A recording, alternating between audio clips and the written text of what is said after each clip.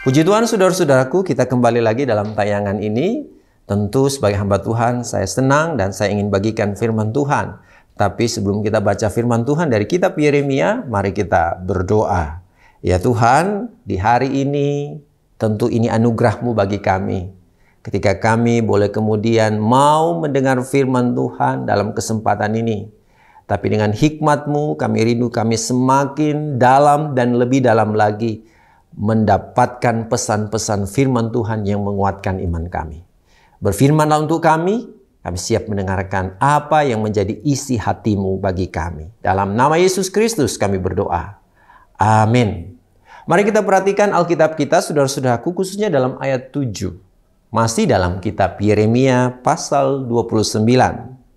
Usahakanlah kesejahteraan kota kemana aku membuangmu, dan berdoalah untuk kota itu kepada Tuhan. Sebab kesejahteraannya adalah kesejahteraanmu.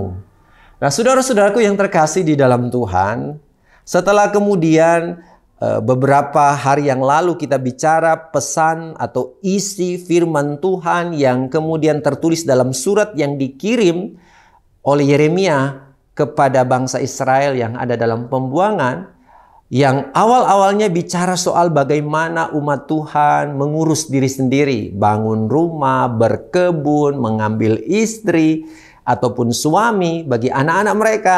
Sekarang firman bicara tidak hanya urusan pribadi seseorang, tapi ini sudah bicara bagaimana orang Kristen, kalau dalam konteks kita saat ini, tapi dalam bacaan Alkitab ini, umat Tuhan, orang Israel, kemudian berkarya di tempat di mana dia pergi dan berada. Firman berkata begini, saudaraku. Usahakanlah kesejahteraan kota kemana aku membuangmu. Ya.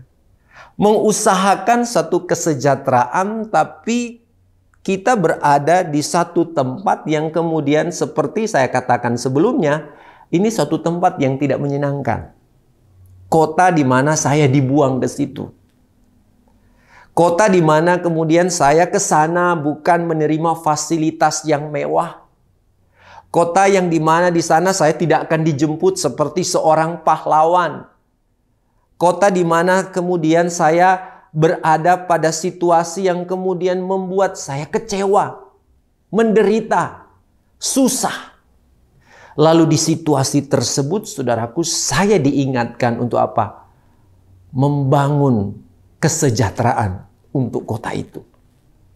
Ini suatu perintah atau sebuah firman Tuhan yang kemudian, ya kalau bagi kita yang hidup dalam keadaan yang aman-aman, ya sesuatu yang tidak menantang. Tapi bagi umat Tuhan yang dibuang, saudaraku, yang mengalami kesusahan itu, ketika mau dikatakan mengusahakan kesejahteraan kota di mana aku membuangmu, ini tentu menjadi sebuah tantangan tersendiri. Tapi saudaraku punya alasan ketika kemudian Tuhan memerintahkan bahwa orang Israel yang dibuang ke kota itu atau ke daerah itu harus kemudian membangun kesejahteraan kota itu.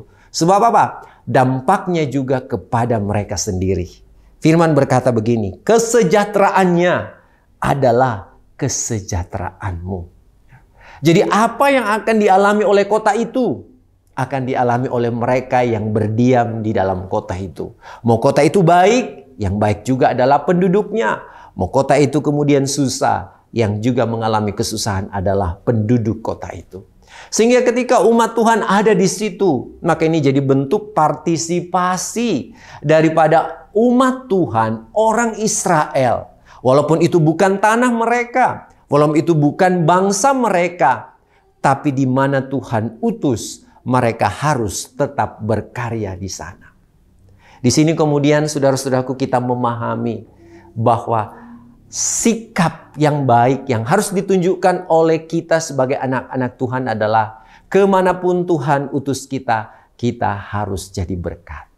Nah saudaraku, ini sebuah refleksi untuk kita sebagai orang Kristen yang juga adalah sebagai warga negara. Kita tinggal di kota di mana kita berada, maka sudah sepatutnya lah kita membangun kesejahteraan di mana kita berada. Ini menjadi sebuah panggilan iman. Sebagai warga gereja, tapi juga sebagai warga negara, sebagai penduduk di mana kita tinggal. Ingat kata firman Tuhan, kesejahteraan kota itu akan berdampak pada kesejahteraanmu. Tuhan Yesus memberkati kita semua. Amin. Mari berdoa. Tuhan, kami diingatkan bahwa kami juga harus peduli pada sekeliling kami, pada keberadaan lingkungan di mana kami tinggal, pada kota di mana kami berada. Kami tidak hanya sekedar dimintakan untuk mengurus hal-hal yang bersifat pribadi pada diri kami. Bagaimana membangun rumah, bagaimana kemudian bekerja mencari nafkah, atau kemudian berkeluarga. Tapi kami diingatkan juga pada tanggung jawab kami sebagai warga masyarakat. Tolonglah kami sebagai orang Kristen agar tidak jadi batu sandungan di dalam kehidupan bersama. Terpujilah Engkau Tuhan, ini doa kami. Amin. Yesus menginginkan daku bersinar baginya, dimanapun ku berada, ku mengenangkannya. Bersinar, bersinar, itulah kehendak Yesus.